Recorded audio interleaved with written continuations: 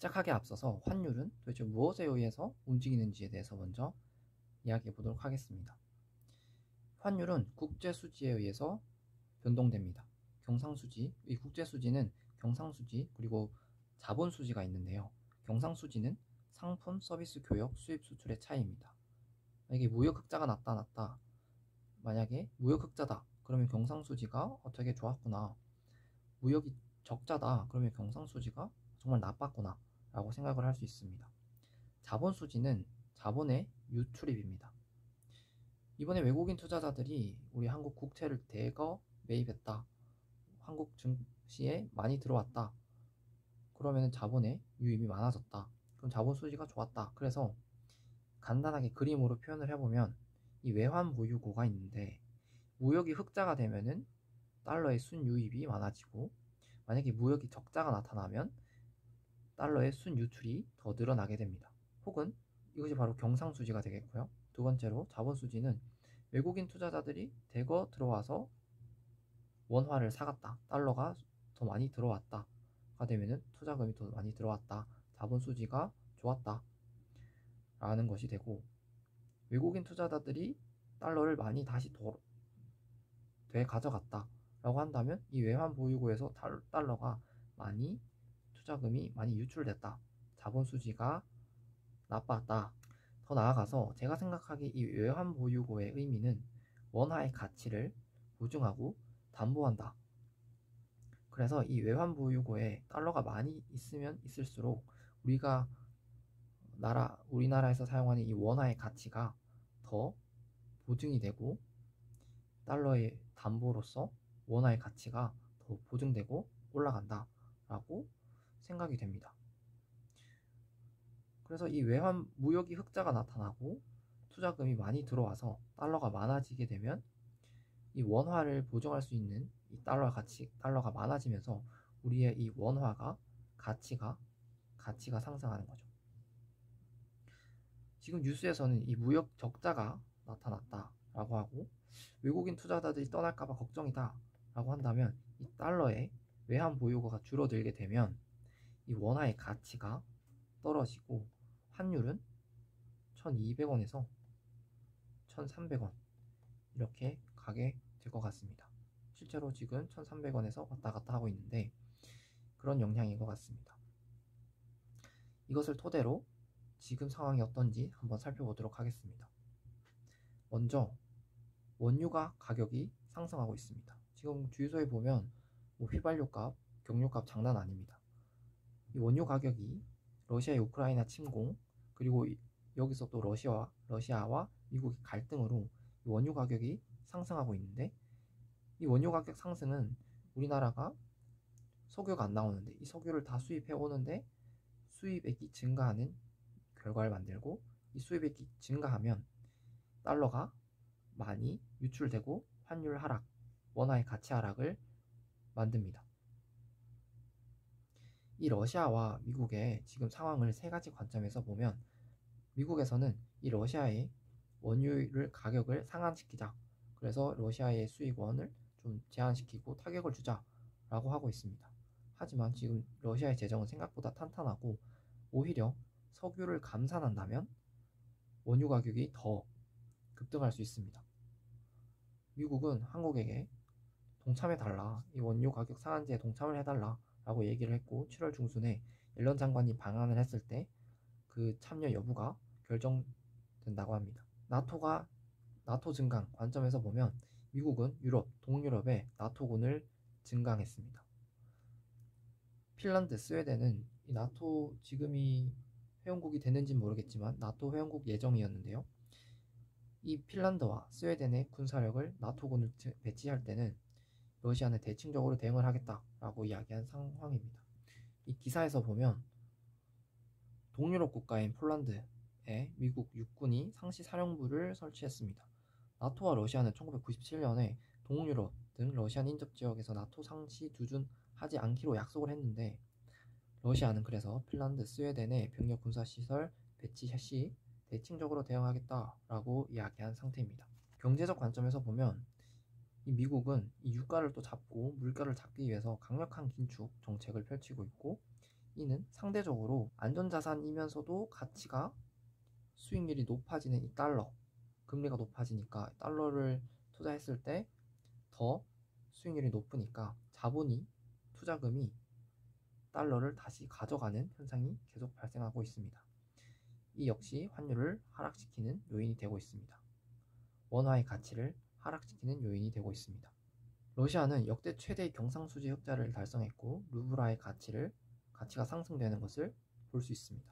따라서 지금 미국이 러시아를 제압하는 것이 순조롭진 않다라는 것을 볼 수 있습니다. 이 한국 내 상황에서 보면 최근에 있었던 운송업 파업으로 수출액이 감소되는 영향이 있었다고 합니다. 수출액이 감소했다라는 건 들여오는 달러의 양이 감소했다. 이 역시 원화의 가치 하락을 불러일으키는 환율 하락을 요인이 됩니다. 뿐만 아니라 지금 주택 공급이 시급한데 운송업 파업으로 인해서 주택 공급 역시 지연됐다고 합니다. 이에 따라서 우리나라 정부에서는 원화값을 방어하기 위해서 외환 보유액을 사용을 했는데 적정선이 붕괴됐다고 합니다. 이 시장에 당국이 이 외환 보유고에서 달러를 가져와서 시장에 팝니다. 지금 시장 상황은 원화의 가치가 하락하고 있는 상황인데 하지만 이것이 만약에 성과를 내지 못한다면 과도한 외환 보유고 사용으로 국가 신인도, 그러니까 투자자 입장에서 이 국가에 투자할 만하냐라는 것이 하락하는 악순환이 발생할 가능성이 있다고 합니다. 또 중국은 28년간 대중무역에서 흑자를 달성했는데 28년 만에 대중무역 적자가 나타났습니다. 이 역시 무역에서 손해가 커지는 것이므로 환율 하락, 원화의 가치 하락을 의미합니다. 이러한 환율 하락의 요인들이 곳곳에서 나타나고 있으며 이는 물가 상승, 금융 불안정, 환율 하락을 더욱 가속화하는 결과를 낳을 수 있습니다.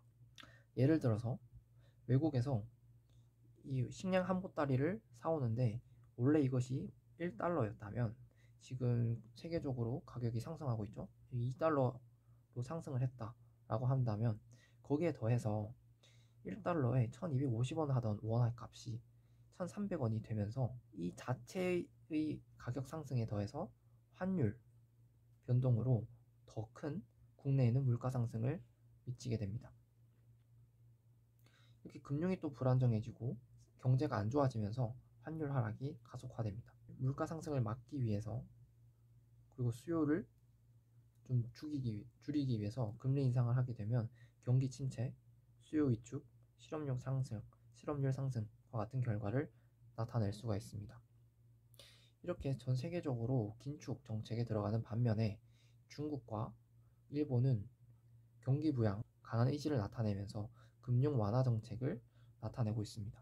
엔화 가치를 더 떨어뜨리는 엔저를 가속시키고 있고 물가 상승 역시 나타나고 있습니다. 그래서 이렇게 정리를 해보면 미국, 유럽과 그리고 러시아, 중국의 갈등이 심화되고 있습니다.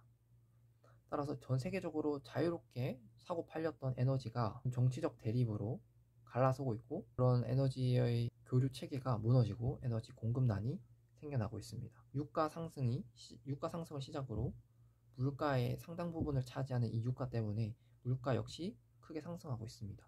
1970년대 인플레 그리고 지금의 인플레의 차이점을 보면 과연 지금 이 금리 인상이 효과적으로 작용을 할까라는 생각을 할 수 있습니다.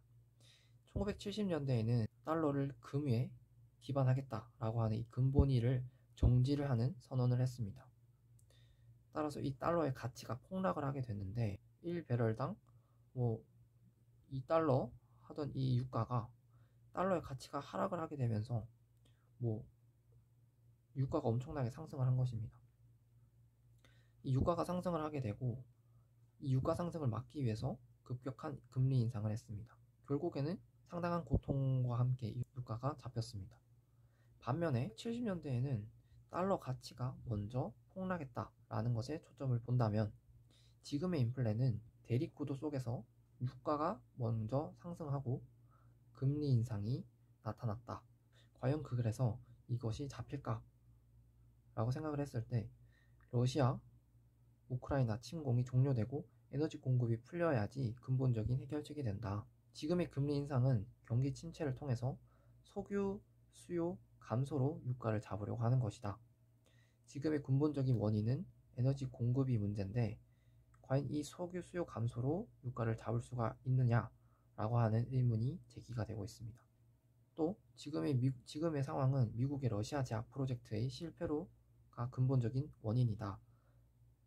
때문에 이로 인해서 인플레가 장기화되고 있으며 유럽에서는 엄청난 에너지, 식량 위기를 겪고 있습니다.